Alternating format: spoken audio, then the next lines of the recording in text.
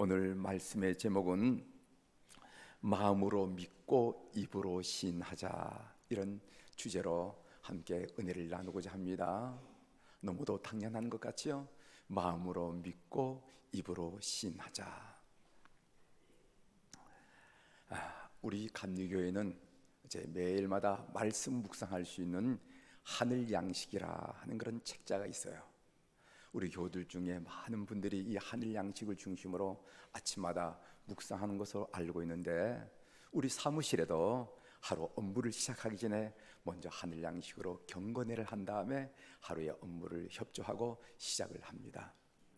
그 하늘 양식 2019년도 11월 12일자 이야기입니다. 20여 년 전 프랑스 대학생 6명이 파리 국립은행에 들어가가지고 진입해서 강도질을 했어요. 6명 중에 총격 사건이 일어나서 몇 명은 현장에서 죽고 또 몇 명은 경찰에 체포되고, 그 중에 한 명이 미국으로 도망해서 멕시코에 정착을 했습니다. 그는 그곳에서 이름을 바꾸고 결혼을 해서 20년 동안 잘 살았습니다.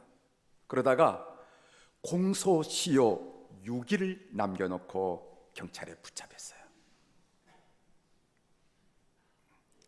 프랑스의 유명한 사회학자의 딸이었는데, 이 여인이 경찰에 붙잡혀서 처음 한 말이 무슨 말인지 아십니까? 무슨 말을 했겠어요? 애석하다, 6일만 견뎠으면 됐는데, 아마 이렇게 얘기했을 것 같아요? 아닙니다. 그 한 얘기가 뭐냐면은, 먹구름이 지나간 후에 쏟아지는 햇볕을 보는 기분, 이렇게 고백했어요. 짙은 먹구름이 지나간 다음에 그 찬란하게 빛나는 햇볕처럼 그 햇볕을 보는 기분이라, 이렇게 얘기했습니다. 쫓기는 신세로 마음을 졸이며 하루하루를 살아간다는 것은 지옥이었는데, 차라리 붙잡혀서 얼마나 홀가분한지, 얼마나 자유를 느낀지 모르겠다, 이렇게 고백한 것입니다. 이처럼 죄의 무게는 무겁습니다.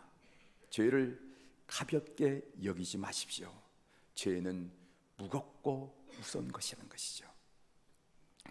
오늘 우리가 읽은 본문 내용입니다. 바울은 로마서 10장에 이르러 무슨 말씀을 하냐 하면은, 동족인 유대인들이 구원받기를 간절히 열망한다, 이렇게 얘기를 하고 있어요. 그러나 이 유대인들은 신학적인 오류를 범하고 있습니다.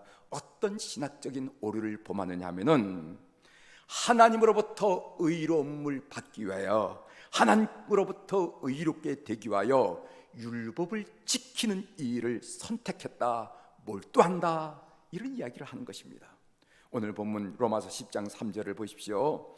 하나님의 의를 모르고 자기 의를 세우려고 힘써 하나님의 의에 복종하지 아니하였느니라. 바울 사도께서 동족인 유대인의 구원을 바라보면서 한 이야기입니다. 자기 의를 세우려고 한다는 겁니다.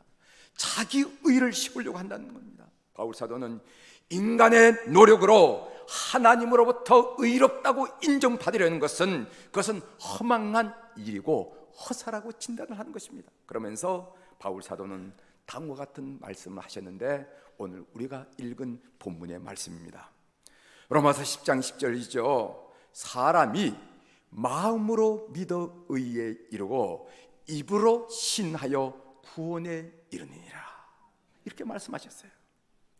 오늘은 사람이 마음으로 믿어 의에 이르고 입으로 신하여 구원에 이르니라 하는 말씀을 해설하면서 복음에 대한 이해를 조금 더 한 발자국 깊이 하려고 합니다. 첫 번째로, 마음으로 믿으라. 오늘 사도 바울은 로마서 10장 9절 10절에서 마음에 믿으면 마음으로 믿어 라는 그런 표현을 2번이나 사용하는 것을 보게 됩니다. 로마서 10장 9절 하반절에 보면은, 또 하나님께서 그를 죽은 자 가운데서 살리신 것을 내 마음에 믿으면 구원을 받으리라. 로마서 10장 10절, 사람이 마음으로 믿어 의에 이르고. 믿음은 그냥 믿음이지 마음으로 믿는단 말은 또 무슨 말인가? 아니, 사람이 마음으로 믿는 거지 무슨 코로 믿는가? 귀로 믿는가? 마음으로 믿는단 말은 무슨 말인가? 이상하지 않아요? 마음으로 믿어 의에 이른다, 이 말씀. 우리가 이 말씀을 이해하기 위해서는요, 나의 믿음과 귀신의 믿음을 비교하는 지혜가 필요합니다. 성경에 보면은 귀신들도 믿고 떨었어요. 야고보서 2장 19절에 보면요, 내가 하나님은 한 분이신 줄을 믿느냐 잘하는도다, 귀신들도 믿고 떠느니라고 그렇게 얘기했어요. 여러분, 예수님이 갈릴리에서 사역하실 때 귀신들이 이렇게 소리를 쳤습니다. 예수님을 만난 귀신들이 한 얘기입니다. 마가복음 1장 24절에 보면은 나사렛 예수여, 우리가 당신과 무슨 상관이 있나이까? 우리를 멸하러 왔나이까? 나는 당신이 누구인 줄 아노니 하나님의 거룩한 자이다. 이 이야기, 이 놀라운 고백 이야기가 귀신이 한 이야기라는 것입니다. 귀신은 예수님을 보자마자 뭐라고 얘기했냐면 당신은 누구인지는 난 압니다 라고 얘기했어요. 그리고 귀신 들린 거라사인은 그보다도 한층 더 자세하게 예수님에 대해서 말하는 것을 보게 됩니다. 마가복음 5장 7절에 보면은 큰 소리로 부르짖어 이르되 지극히 높으신 하나님의 아들 예수여, 나와 당신이 무슨 상관이 있나이까? 원하건대 하나님 앞에 맹세하고 나를 괴롭히지 마옵소서 하니, 이렇게 말씀하셨어요. 귀신 들린 거라사인 광인, 그들은 뭐라고 했냐면 예수님을 지극히 높으신 하나님의 아들이라, 이렇게 말했습니다. 사탄과 귀신들은 예수님이 하나님의 아들이라고 고백했고 믿었고, 그리고 또 죽었다가 사흘 만에 다시 살아나리라, 이렇게 믿었습니다. 그런데도 그들은 구원을 받지 못했습니다. 구원을 받기는커녕 오히려 정죄를 받았습니다. 왜 그랬을까요? 그들의 믿음은 마음으로 믿는 믿음이 아니었기 때문에 그렇습니다. 이런 불행한 사태가 우리에게도 일어날 수 있다는 것입니다. 적어도 성도란 이름을 가지고 신앙생활하는 우리에게도 이런 유사한 일이 일어날 수 있다는 것에서 우리는 이 문제를 환기시키고자 하는 것입니다.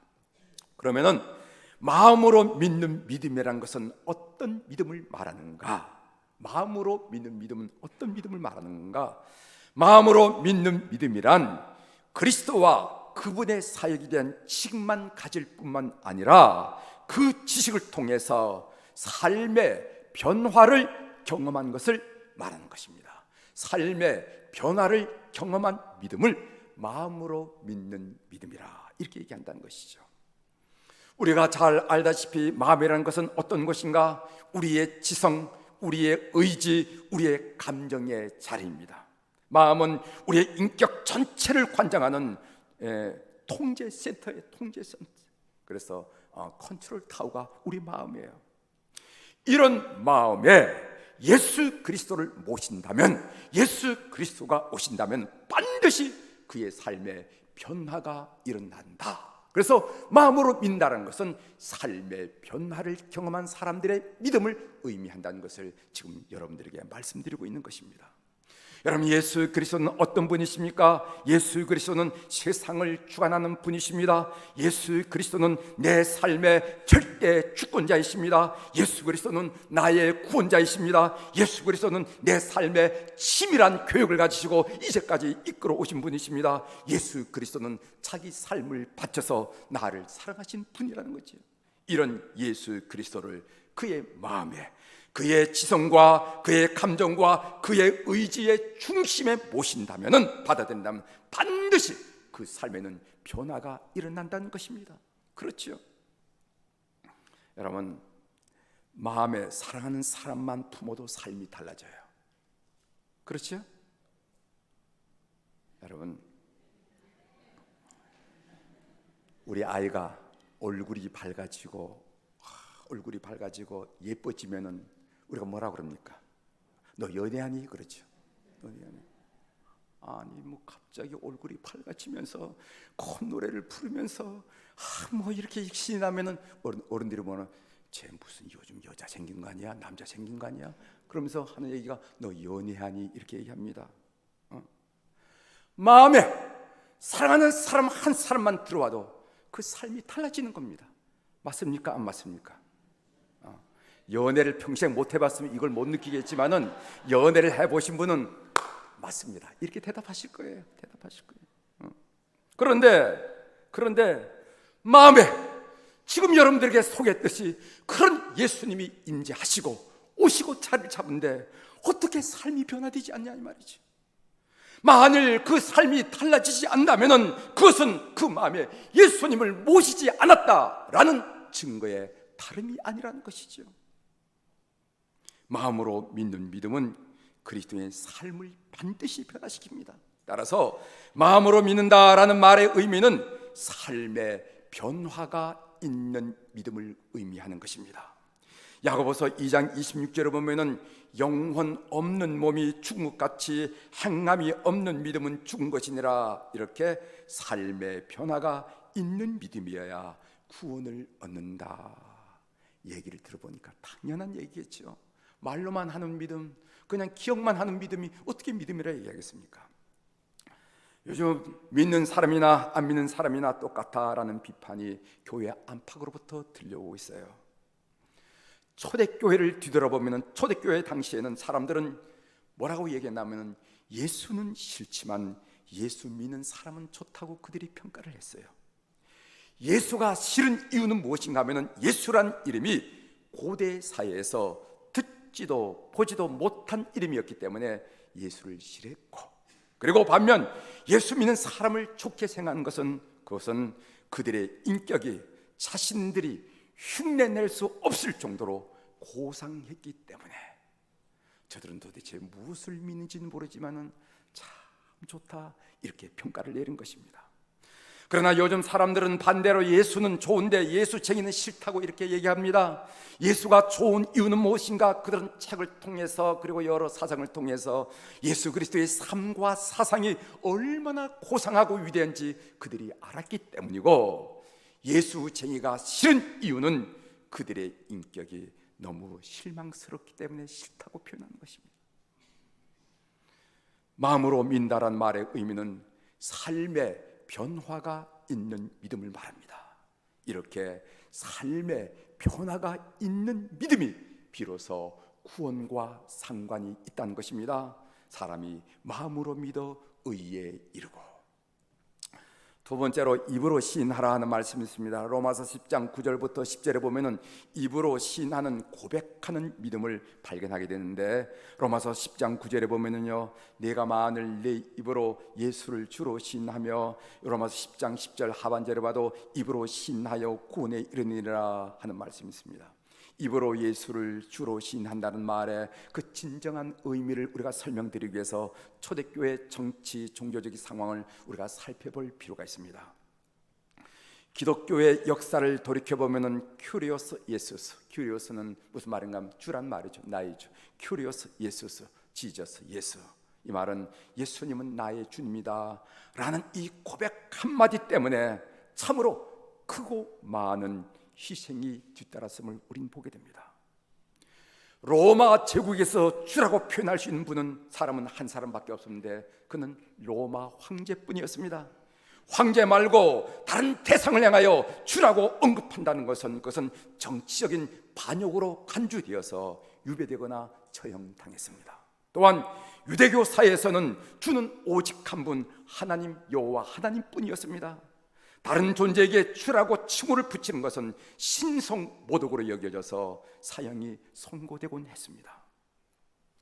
저명한 혈라학자 로버트슨 이렇게 말했습니다. 구약성경 이번 70역을 얘기하는데, 구약성경은 하나님을 큐리어스 주로 호칭했기 때문에 예수 그리스도를 진정으로 믿지 않는다면 유대인 가운데 그 어느 누구도 예수 그리스도를 주라고 부르지 않았다. 또한 이방인의 경우에 로마 황제를 주로 인정했기 때문에 예수 그리스도를 진정으로 믿지 않다면 이방인 가운데 그 어느 누구도 예수 그리스도를 주로 부르지 않았다. 그는 또 이어서 이렇게 말합니다. 폴리캅은 서문화 교회 목사님이셨죠. 폴리캅은 큐리오스 카이사르라고 말하고 요구할 때마다 로마 그 장교가 그 인격이 너무도 고상하기 때문에 선생님 나만 듣도록 단 한 번 큐리오스 카이사르로 말해 주십시오. 그러면 화형을 면제할 수가 있습니다. 제가 책임을 집니다. 큐리오스 카이사르, 큐리오스 카이사르 이렇게 요구할 때마다 폴리카프는 뭐라고 말했냐면 큐리오스 예수스, 큐리오스 예수스 이렇게 대답했습니다. 그런 신실한 믿음 때문에 그는 순교라는 화형을 당하는 대가를 치러했습니다. 당시에는 유대인이든 이방인이든 큐리오스 예수스라는 고백이 어떤 의미를 갖는지 다 알았다는 것입니다. 큐리오스 예수스, 이것은, 이 고백은 죽음을 각오한 고백이라는 것이죠. 초대교회는 예수님을 주님으로 고백했기 때문에 많은 고난을 받고 죽임을 당했습니다. 여러분, 입으로 신한다라는 말은 결코 쉬운 일이 아닙니다. 지금도 오늘날도 이 고백 때문에 투옥과 고문과 죽임을 당하는 그리스도인들이 이 땅에는, 이 세상에는 많다는 거죠. 여러분, 지난 2015년 2월에 IS가 이집트의 koptic 기독교인 21명을 리비아 해변에서 참수시키는 동영상을 유포를 했습니다. 아주 충격적이었습니다. 21명을. 이들 koptic 기독교인들은요, 이집트보다 상대적으로 잘 사는 리비아에 돈을 벌려고 갔다가 IS에게 인질로 잡혔던 것입니다. 다른 이유가 아니라 그들을 해코지 한 일도 아니고 무슨 강도질을 한 것도 아니고 다른 이유가 아니라 단 하나, 예수를 믿는다는 이유 때문에 참수를 당했어요. 참수는 목이 잘려나가는 것을 말하는 참수를 당했어요. 살인 집행자는 뭐라고 말했냐면 십자가의 날에 보내는 피로 사명된 메시지라는 듣기에 섬뜩한 제목의 메시지를 발표했습니다. 오늘 또 예수님을 주라고 고백한다는 단 하나의 이유로 참수된 일이 벌어지고 있어요. 여러분, 인도 오리사 사건 여러분 아십니까? 관심 있는 분은 이 사건을 아실 거예요. 예수님을 주님으로 고백했기 때문에 매질을 당하고 화형을 당한 사건이었는데, 힌두교 극단주의자들의 모임인 RSS로부터 56명의 기독교인이 죽고 400여 교회가 불타고 6만 명의 기독교인들이 정글로 피신갔던 사건이 바로 2008년도에 일어난 사건이 바로 오리사 사건이에요. 오리사 사건. 이런 사건들은 입으로 신하여 구원의 은이라 라는 말씀이 무엇을 뜻하는지 우리에게 알려주고 있습니다. 로버트 홀덴이라 하는 침례교 신학자는요, 로마서 10장 9절부터 10절을 이렇게 추석을 했습니다. 제가 그 부분을 한번 읽어드리겠어요. 인간은 믿음을 통해 온전히 의롭게 된다. 그러나 그의 믿음이 참되다는 증거는 사람들 앞에서 입으로 주님을 고백하고 그분의 뜻이라고 생각하는 모든 일을 기꺼이 순종하는 데 있다. 믿음은 의인이란 선물을 얻는 데 필요하고, 고백은 그 선물을 받았다는 것을 입증하는 데 필요하다. 목숨과 인격, 재산과 자유 등 스스로가 소중히 여기는 것을 희생해도 좋다는 마음으로 그리스도를 고백하지 않으면 그분을 믿는다고 할 수가 없다. 마음으로 믿으면 의롭다 하심을 받는다. 그리스도에 대한 고백은 믿음의 결과이자 마지막 날에 내보여야 할 믿음의 증거이다. 이렇게 설명을 했습니다. 제가 어느 점잖은 모임에 참석할 때 일입니다. 거기에 모인 사람들이 제가 목사인 줄 다 알지만 차려놓은 음식 앞에서 제가 기도를 좀 길게 하게 되면은 다른 사람들이 음식을 먹지 못하고 기도가 끝날 때까지 기다려야 된다 하는 생각이 들었어요. 그래서 눈치껏 번개처럼 기도를 하고 수절을 들었습니다. 수절을 들었어요. 그런데 옆자리에 있는 어떤 분이 고개를 숙이고 손을 무릎 사이에 놓고 한참 동안 기도를 하더라고요. 아니, 기도는 집에 가서 하지 왜 이렇게 음식을 그냥 기도를 하는 거야.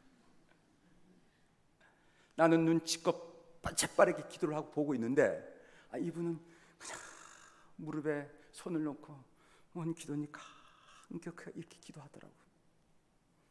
얼마나 창피스럽고 부끄럽든지, 얼마나 창피스럽고 부끄럽든지.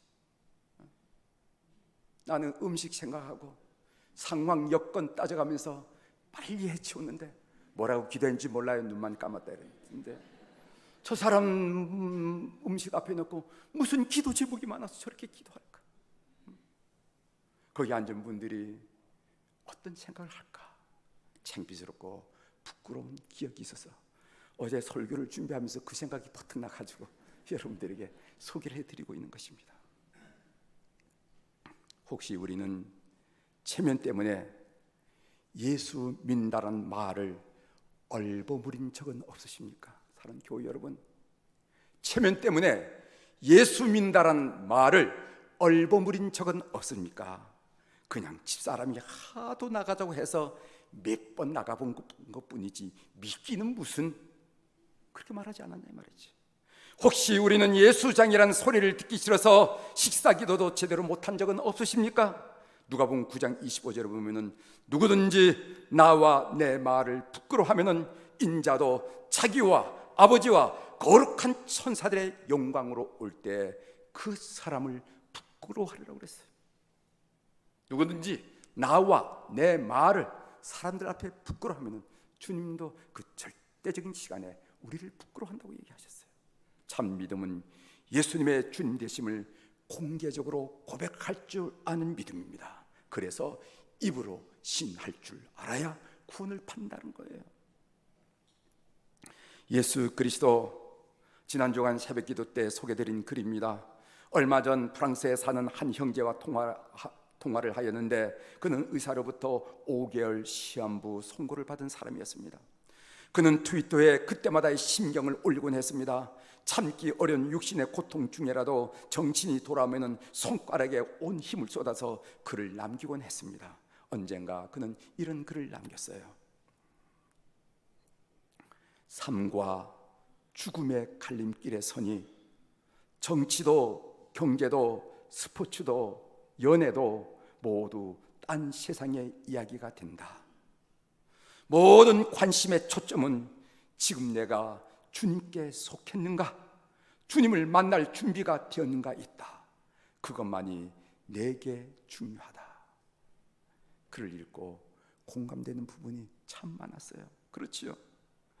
내 발로 걸어다니고 내 목소리로 뭐를 하고 내 손으로 뭐를 할 때는요, 정치가 어떻거니 경제가 어떻거니 스포츠가 어떻고 사랑이 어떻거니 이런저런 타령을 할 수가 있지만은, 그리고 관심을 갖출 수가 있지만은, 그러나 막상 삶과 죽음의 갈림길에 설면, 막다른 골목에 서면은 그런 것들은 내 삶에 별로 의미가 없고 오로지 내가 주님께 속했는가, 그 질문만이 중요한 질문이고 그 대답만이 중요한 대답이라 라고 인식한다는 것입니다. 나는 주님께 속했는가? 여러분은 주님께 속하셨습니까? 이제 말씀을 마치겠습니다. 마음으로 믿어 삶의 변화가 있는 것은 의롭다고 인정을 받는데 중요한 문제입니다. 또한 입으로 신하여 예수님을 나의 주님이라고 고백하는 것은 나의 구원을 증명하는 중요한 문제입니다. 우리가 그렇게 하지 못하는 것은 무엇 때문인가요? 자존심이 상할 것 같아서, 손해보는 것 같아서, 아니면 희생하기 싫어서? 여러분, 십자가 뒤에 부활이 있고 고난 뒤에 영광이 있다는 사실을 기억하십시오. 이 말은 어떤 희생을 치르더라도 마음으로 믿고 입으로 신해서 구원에 이르는 여러분들의 구원이 될 것을 다시 한번 촉구하는 말씀입니다. 어떤 여건, 어떤 상황에서도 마음으로 믿고 의에 이르고 입으로 신하여 구원에 이르는 우리 교우들이 다 되기를 주의 이름으로 고면합니다. 기도하시겠습니다.